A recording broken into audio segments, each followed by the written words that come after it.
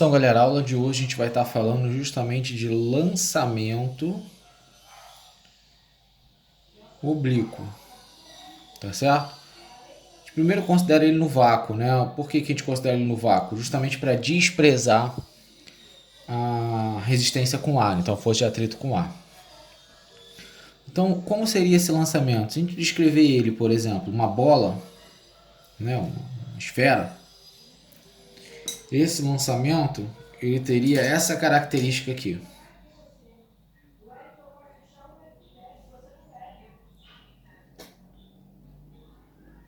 Certo? Então é aquele movimento que a esfera está subindo e a esfera está descendo. Lembrando que aqui nesse início ela vai ter um V0, né, que é aquela velocidade inicial, que é um valor vetorial. E ela vai mudando essa velocidade com a subida. Então vamos colocar mais umas esferas aqui.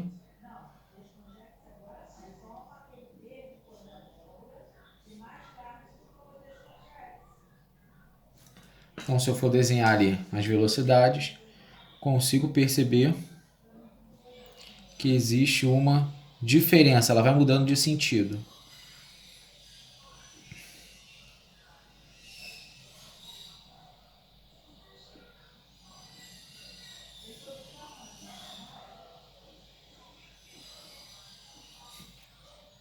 Certo? Então tem essas características aí relacionadas à velocidade. E aqui por último ele acaba chegando com uma velocidade V5. O que eu tenho como pontos relevantes ao observar essa figura? Ao observar essa figura, primeiro, eu já posso descrever que a distância entre o ponto mais alto e o ponto de lançamento, a gente acaba chamando de altura, que é o nosso H, tá certo? O que mais eu tenho de relevante aí? Seguinte, a distância na horizontal do ponto de saída e do ponto de chegada, vou chamar de A, que é o nosso alcance, que é o quanto aquela esfera consegue alcançar na direção horizontal. Então tem uma altura e um alcance, tá certo? Afirmações que eu posso estar fazendo neste ponto. Primeira delas.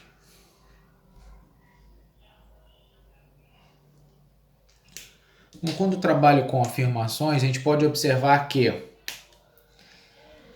a trajetória é parabólica, tá certo? Então a trajetória aqui é um trecho de uma parábola. O projétil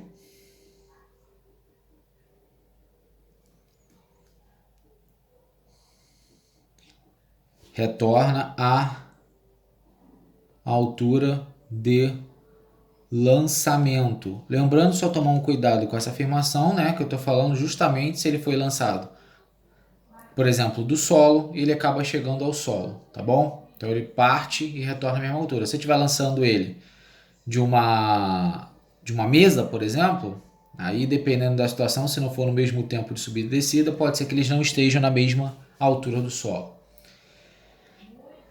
Então, considerando φ com ar igual a zero, eu posso falar que a aceleração é a gravidade, né? Já que a gente não está considerando essa força de resistência do ar. Beleza? Então são considerações importantes a serem feitas quando a gente trabalha lançamento oblíquo. Só que se a gente for observar essa velocidade, a gente consegue perceber que ela está inclinada e vai mudando a sua inclinação com o passar do tempo, né? Só que muito importante para a gente conhecer a inicial que acaba regendo o meu movimento.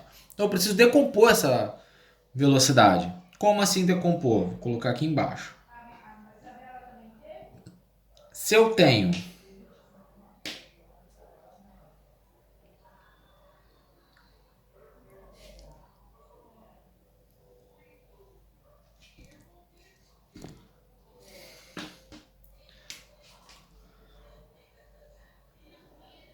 uma velocidade assim, que é a velocidade inicial, tá certo? Então a velocidade está inclinada. Eu quero saber qual seria a decomposição dela, ou seja, a projeção, como se eu fizesse a sombra nela. Então eu quero saber a decomposição nela no eixo horizontal e no eixo vertical. No eixo horizontal a gente vai chamar de Vx. Alguns livros acabam chamando de V0x, mas eu vou explicar o porquê que eu não vou precisar colocar o zero. E aqui eu vou chamar de V0y. E aqui eu tenho o meu θ. Quem é esse θ? É justamente o ângulo que essa velocidade está fazendo com a horizontal, é o ângulo de lançamento. Beleza. Por que eu chamo aqui de Vx e não V0x? Porque essa velocidade na horizontal é uma constante. Ela não muda com o tempo, o que não acontece com a velocidade. Aqui não tem gravidade. A gravidade é sempre vertical, por isso que ela só atua no VY, tá certo? A gente vai trabalhar com calma esse ponto aí. Vamos aprender a decompor vetorialmente isso aí. Então, como a gente faz para decompor? Como a gente faz para decompor isso? Vamos lá.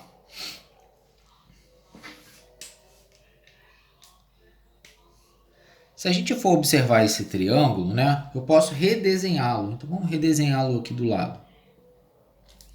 Esse triângulo, se eu pegar esse V0x, ele acaba tendo o mesmo valor, né? Esse valor aqui é igual ao valor aqui.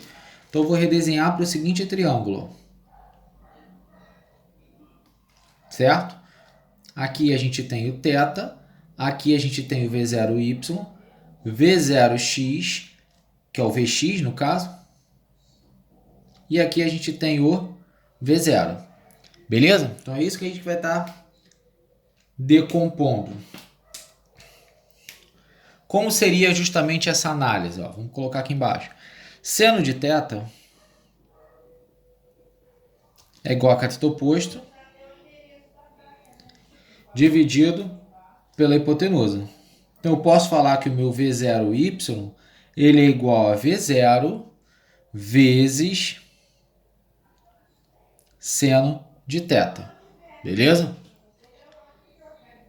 Cosseno de θ é igual ao Vx, que é o cateto adjacente, sobre hipotenusa V0. Então, o meu Vx, que seria o V0x, é o V0 cosseno de θ. Então, eu tenho a nossa expressão.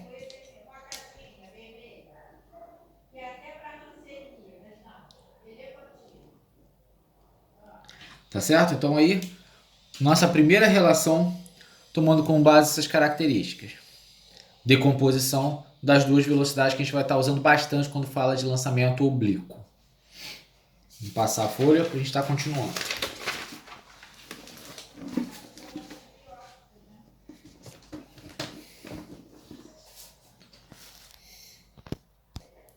Então, ao descrever esses dois movimentos, a gente consegue perceber que a gente tem um movimento que a gente chama de movimento vertical, tá certo? Que é o movimento que a gente vai considerar basicamente V0y. E a gente também vai ter o movimento horizontal. A gente considera como dois movimentos diferentes, mas na verdade a gente sabe que é uma coisa só. A gente só divide para facilitar. O tempo que acontece em um é igual ao tempo que acontece no outro, tá certo? Então, se a gente for descrever esse movimento, a gente consegue afirmar o seguinte. Se a esfera ela saiu daqui, chegou aqui,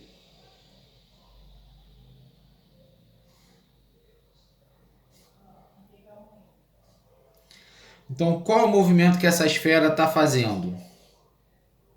Aquele trecho de parábola que a gente já tinha comentado. Características que a gente tem. Se a gente colocar esse ângulo aqui como sendo de 30 graus, com o ângulo que ela está sendo lançada, né, e considerar esse exemplo como a velocidade aqui, por exemplo, como sendo de 10 metros por segundo, a velocidade no mesmo lado vai ser quanto? 10 metros por segundo em módulo, tá? Um é positivo, o outro é negativo. A velocidade Vy no topo, ela acaba sendo igual a zero. Se aqui for 15, aqui é 15, beleza? Se eu for considerar a velocidade no instante final, ela vai ser igual à velocidade que ele tinha no início, beleza? Se a minha velocidade no início, né, se eu for descrever já uma velocidade já decomposta, se eu tenho uma velocidade vertical no início de 20 e uma horizontal de 40, certo? Então aqui no final ela vai ter uma velocidade vertical de 20 e uma horizontal que não muda igual a 40. Então essas são as características que nós temos, né, adotando aí o movimento vertical apenas. Então o que a gente pode concluir como resultado desta análise? A gente consegue perceber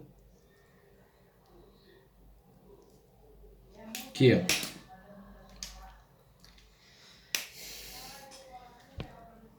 a velocidade vertical na altura máxima é zero. Por que ele é zero? Senão ela continuaria subindo, tá certo? Outra coisa, a velocidade na mesma altura, as, né, velocidades nas mesmas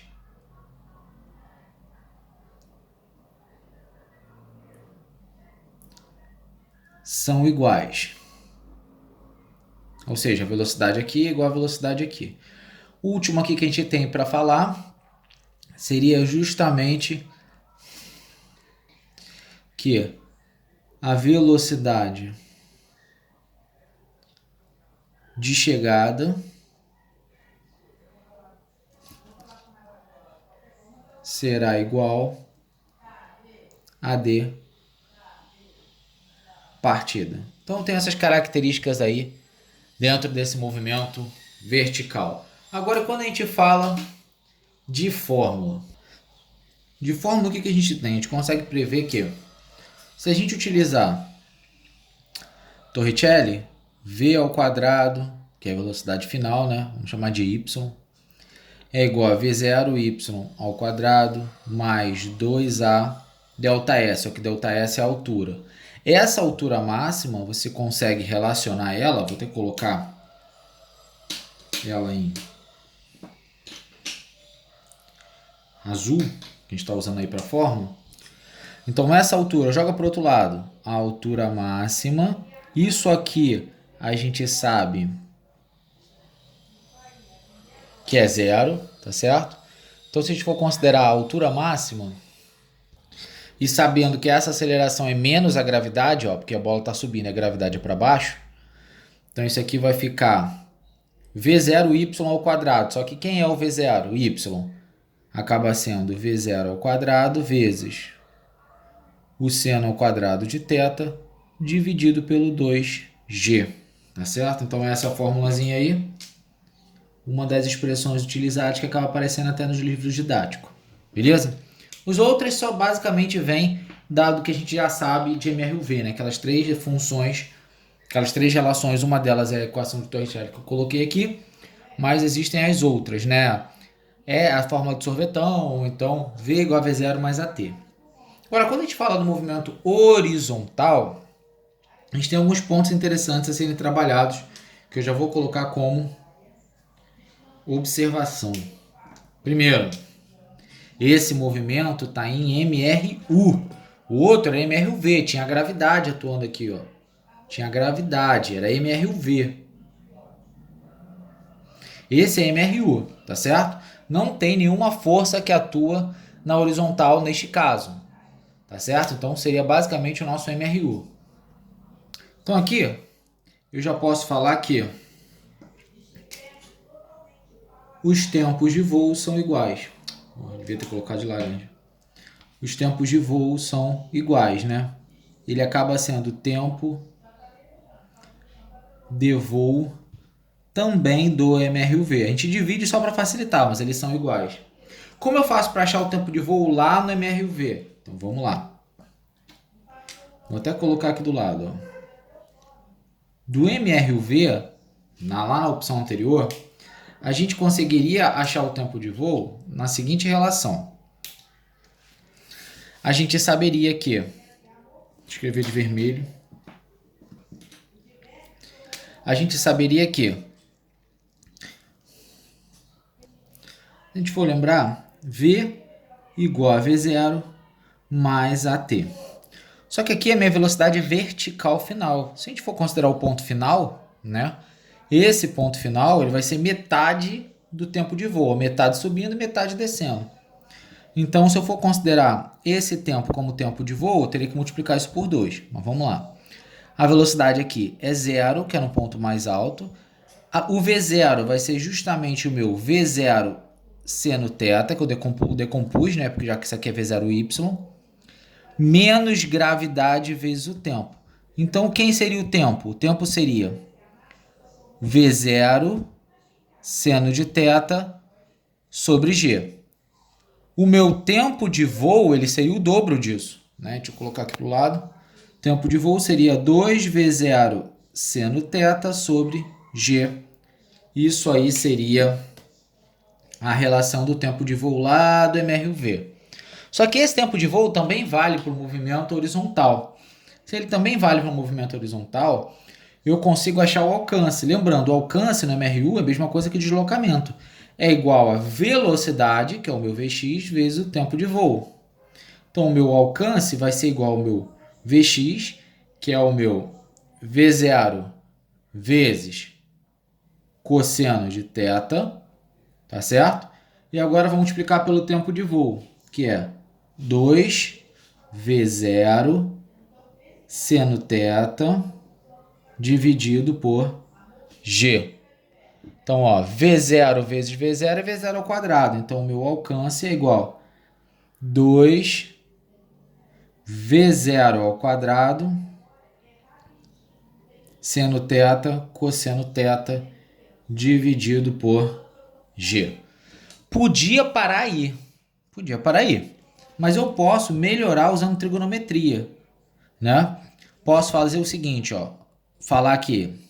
Quer ver? V0 ao quadrado sobre G, que multiplica 2 seno θ cosseno θ. Então, ó, seno θ, cosseno θ e o 2 eu coloquei separado. Por quê? Isso aqui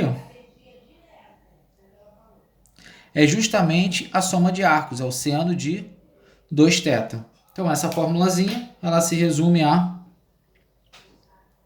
alcance igual a V0 ao quadrado sobre G vezes seno de 2θ.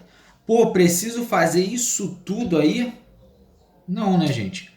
Pode usar a relação direta ou, na maioria das vezes, calcula por partes. Calcula o tempo de voo com calma. Depois de calcular o tempo de voo com calma, você vai substituir na fórmula de alcance. Não precisa fazer o geralzão. Só mostrei como é que está expresso, às vezes, muitas das vezes, nos livros didáticos que aparecem aí.